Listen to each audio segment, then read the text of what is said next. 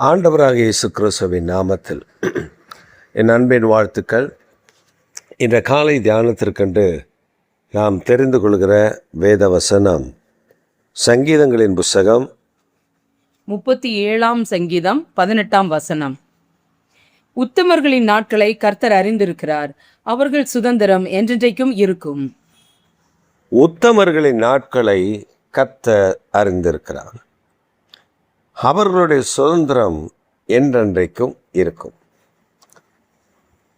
இந்த வசனத்தை மேலோட்டமாய் நாம் பார்க்கிற பொழுது ஏதோ ஒரு நீதிமான் உத்தமனுக்கு மாத்திரம் இந்த ஆசீர்வாதம் என்று நாம் நினைக்க தோன்றும். ஆனால் அப்படி அல்ல. உத்தமனாய் வாழ்கிறவனுக்கு அவனுடைய நாட்கள் நீடிக்கிறது மட்டுமல்ல, அவன் சந்ததி நிலைக்கிறது. அவன் நீடித்த நாட்களாய் நிலைத்திருக்கிறான். ஏன் ஆண்டவர் இதை நமக்கு எழுதி வைத்திருக்கிறார் அப்படின்னா, உத்தமமாய் வாழக்கூடிய ஜனங்கள். இப்போ நாம் இந்த நாட்களில் உத்தமமாய் வாழுகிறவர்களை தேடி பார்த்தாலும் விரலை விட்டு எண்ணுகிற அளவுக்கு தான் இருக்கிறாங்க. மற்றவங்களாம் என்ன பண்ணுறாங்க அப்படின்னா, அவன் வாழ்கிறான், அவன் தப்பு பண்ணுறான், அவன் துன்மார்க்கமாக இருக்கான், அவன் நல்லா தானே இருக்கான், அவன் நல்ல செழிப்பாக தானே இருக்கான், ஒரு வீட்டுக்கு 2 வீடு வாங்கிட்டான். ஒரு அம்மா சொல்கிறாங்க, ஒருத்தவன் வட்டி கொடுறவன் இருக்கான். அவன் வட்டி கொடுத்து நிறைய சொத்துக்களை சேர்த்து வச்சுருக்கான். கிட்டத்தட்ட கோடிக்கணக்கான சொத்துக்கள் அவனுக்கு இருக்குது. வட்டி கொடுத்தே நாம் உண்மையாக வேலை பார்க்குறோம், உண்மையாக நம்ம செய்கிறோம், உண்மையாக நம்ம அதை பண்ணுறோம், உண்மையாக நம்ம இதை பண்ணுறோம், அப்படி பண்ணுறோம், இப்படி பண்ணுறோம், ஆனால் நமக்கு என்ன இல்லை, அந்த ஆசீர்வாதங்கள் இல்லையே அப்படின்னு புலம்புறதை நான் கேட்டிருக்கேன். துன்மார்க்கனுடைய வாழ்வில் அவன் என்னதான் சம்பாதிச்சாலும் அவனுடைய முடிவு பார்த்திங்கன்னா அகோரமாக இருக்கும், கோரமாக இருக்கும், கேவலமாக இருக்கும். அதை நினைத்து பார்க்க முடியாத அளவிற்கு இருக்கும். ஆனால் உத்தமமாக இருக்கக்கூடிய ஜனங்களுடைய காரியம், தேவனால் நிலைத்திருக்க பண்ணுவார். அந்த சந்ததி நிலைத்திருக்கும், அந்த வம்சம் நிலைத்திருக்கும். அதனுடைய ஆசீர்வாதங்களை நாம் காண முடியும். இப்போ கிராமங்களில், நீங்கள் டவுனில் இதை பார்க்க முடியாது, கிராமங்களில் பார்த்தீங்கன்னா சில பண்ணையார் ஜமீன், இப்போ நார்த் இந்தியா வட மாநிலம் போயிட்டிங்கன்னா அவங்கள ஜமீன் சொல்லுவாங்க. இங்கே நம்ம ஊரில் சவுத்தில் பார்த்தீங்கன்னா பண்ணையாருன்னு சொல்லுவாங்க, நிலச்சுவான்கள் சொல்லுவாங்க. இப்படி பல பெயர்களை சொல்லுவாங்க.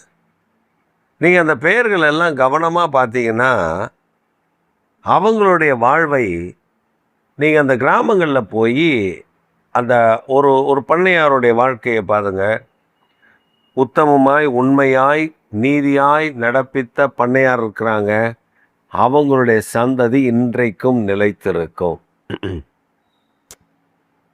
ராஜவம்சமாக இருக்கலாம், உத்தமமாக இருக்கலாம், அவங்க அந்த வம்சவழியை அவர்களை வாழ்ந்து கொண்டு வருவார்கள்.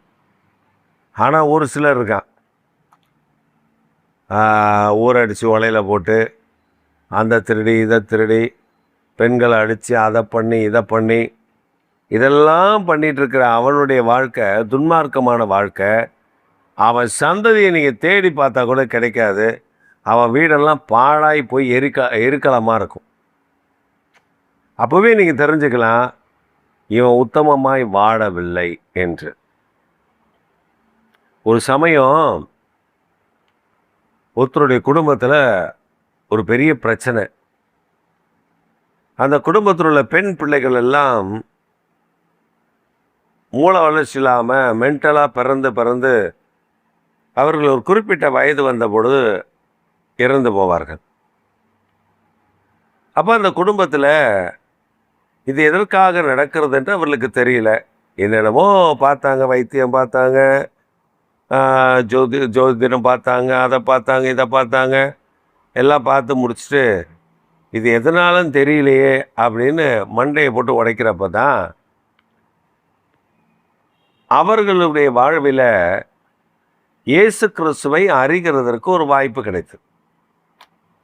அப்போ அந்த குடும்பத்தார் இயேசுவை அறிந்து கொண்ட பொழுது, இது எதனால் எங்கள் குடும்பத்தில், எங்கள் வம்சத்தில் இந்த மாதிரி இருக்குது, ரொம்ப பாதிக்கப்படுறோமே அப்படின்னு அவங்க அதை தேவனிடத்தில் விசாரித்த பொழுது ஆண்டவர் ஒரு காரியத்தை அவர்களுக்கு சொல்லி கொடுத்தார்.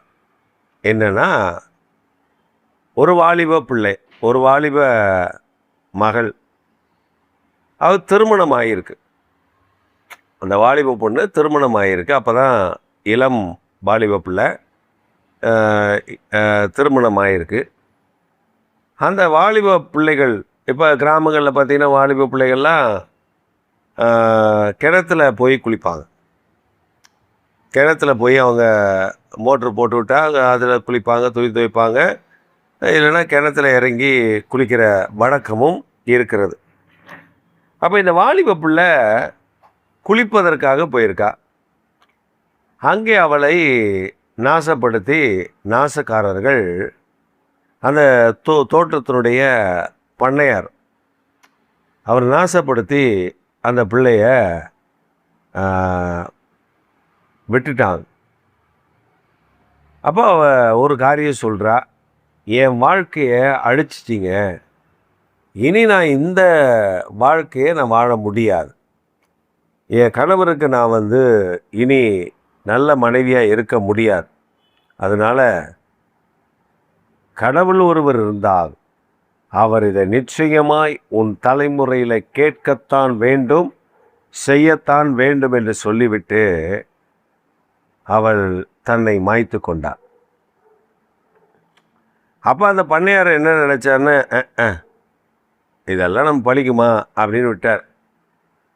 ஆனால் அது சில வருடங்களிலேயே அந்த சாபம் அந்த குடும்பத்தில் தலைவிரிக்க ஆரம்பித்தது. குழந்தைங்க அழகாக இருக்கும், பிறக்கிற பெண் பிள்ளைகள் அழகாக இருக்கும், அம்சமாக இருக்கும். ஆனால் அந்த பிள்ளைகள் மென்டலாக இருக்கும். திடீர்னு ஒரு வியாதி செத்து போயிடும், காப்பாற்ற முடியாது. இது அந்த பண்ணையாரில் இறந்துட்டார். அந்த சில 1-2 ஆண்டுகளில் அந்த பண்ணையார் இறந்துட்டார். அந்த பெண்ணை நாசப்படுத்தின அந்த கூட்டமும் அழிஞ்சு போச்சு. அந்த குடும்பத்தில் வந்த சாபம் எங்கெங்கேயோ போய் பார்த்தாங்க, என்னென்னமோ பார்த்தாங்க. ஒரு இடத்துலையும் இந்த சாபத்திற்கான காரணத்தை அவர்கள் விளக்கவில்லை, சொல்லவில்லை. கடைசியாக ஆண்டவருடைய சமூகத்தில் வந்தபொழுதுதான் அவர்களுக்கு இதை குறித்து ஆண்டவர் வெளிப்படுத்தினார். இப்படிப்பட்ட ஒரு சம்பவம் நடந்திருக்கிறது, அதனால்தான் இந்த சாபம் உங்கள் குடும்பத்தில். அப்போ அவர்களுக்கு அப்போ தான் தெரிகிறது, எங்கள் அப்பா எங்கள் தாத்தா இந்த வேலை பார்த்துருக்காரு, அப்போ அதனால அந்த குடும்பம் சாபிக்கப்பட்டிருக்கிறது. சொத்துக்கள் இருக்கிறது, நிறைய சொத்துக்கள் இருக்கிறது, ஆனால் அந்த குடும்பத்தில் பெண் பிள்ளைகளுடைய வாழ்க்கை இல்லை. பெண் பிள்ளைகளுடைய வாழ்க்கை அடிக்கப்படுகிறது. மருமகளாக இருந்தாலும் மகளாக இருந்தாலும் எவருமே அங்கே வாழ முடியாது. இந்த நிலையை அவர்கள் அறிந்த பொழுது ஜெபிக்க ஆரம்பித்தார்கள்.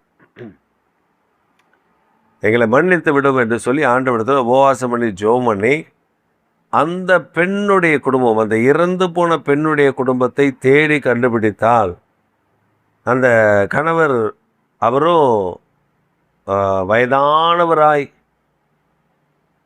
அவரிடத்தில் போய் நடந்த சம்பவங்களை கேட்டு அவரும் மிக தெளிவாக சொல்லியிருக்கிறார். அப்போ அவங்களுக்கு அந்த மன்னிப்பு கேட்டு அவங்ககிட்ட அவங்களுக்கு செய்ய வேண்டிய நன்மைகளை செய்து இதெல்லாம் செய்த பொழுது அந்த சாபம் அவர்களை விட்டு விலகினர். அப்போ நம்முடைய வாழ்வில் ஒரு காரியத்தை அறிந்து கொள்ளணும், உத்தமமாய் வாழ்கிறவனுக்கு ஆண்டவர் துணை என்று சொல்லப்பட்டது. கர்த்தர் துணை, உத்தமனுக்கு கர்த்தர் துணை.